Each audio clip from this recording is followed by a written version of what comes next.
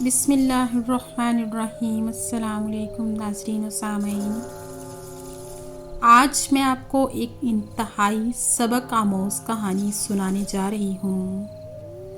آئیے اس کہانی سے اپنے ایمان کا جائزہ لیں۔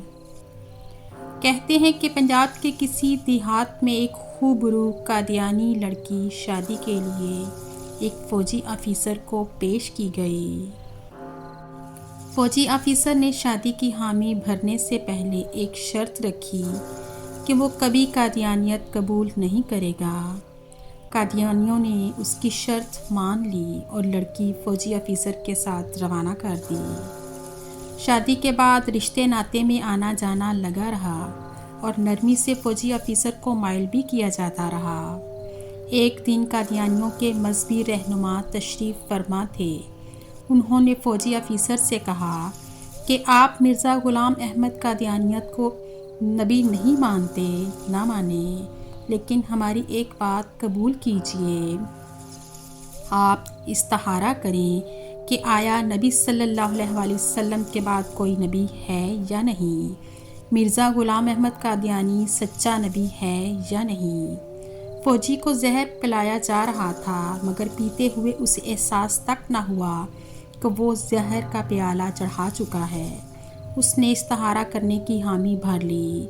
رات کو استخارہ کیا تو خواب میں نظر آیا کہ مرزا غلام احمد قادیانی نبی بنا ہوا ہے اور اس کے آس پاس لوگ جمع ہیں۔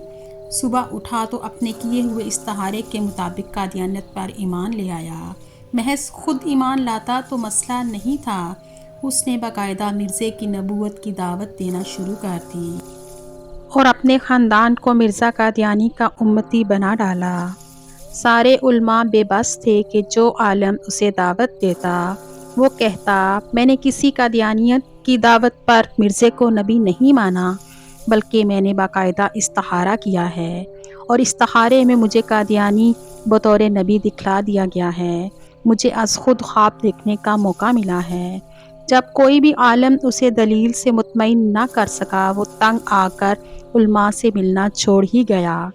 بالآخر چناب نگر کے جلسے میں مولانا یوسف لدھیانوی شہید تشریف لائے۔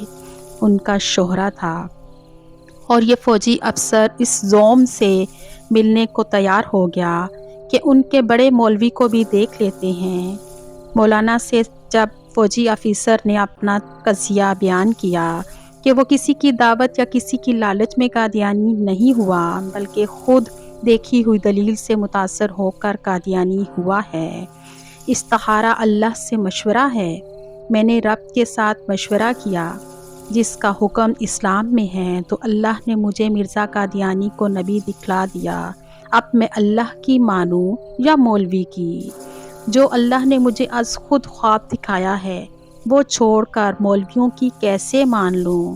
مولانا نے اس کا ہاتھ تھاما، گویا زبان حال سے کہا فی الحال رب کی نہ مان، اس درویش مولوی کی مان، کہ مولوی ہی بتائے گا کہ اصل رب کیا کہہ رہا ہے۔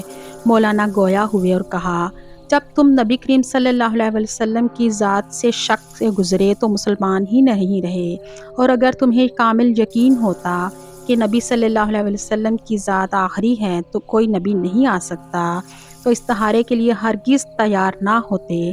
جب تم نے استخارے کی ٹھان لی تو گویا تمہیں شک ہوا کہ سید الابرار آخری نبی ہیں بھی یا نہیں۔ جب نبی کریم صلی اللہ علیہ وسلم کی ذات کے حوالے سے تم شک سے گزرے تو کافر ہو گئے۔ نبی کی ذات میں شک کرنا بھی کھلا کفر ہے۔ جو ہی تم شک میں مبتلا ہوئے تو کافر ہوئے، اور حالت کفر میں قادیانی تمہیں نبی نظر آیا۔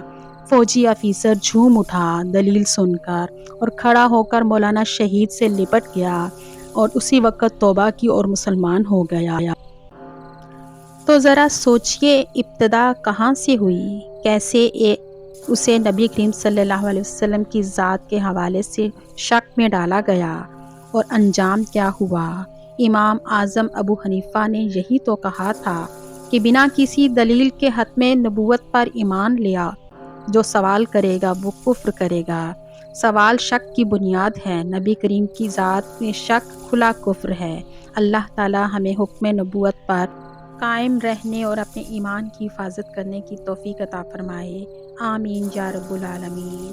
میری اس ویڈیو کو صدقہ جاریہ سمجھ کر ختم نبوت کے رکھوالے زیادہ سے زیادہ شیئر کر دیجیے۔ جزاک اللہ خیراً کثیرا۔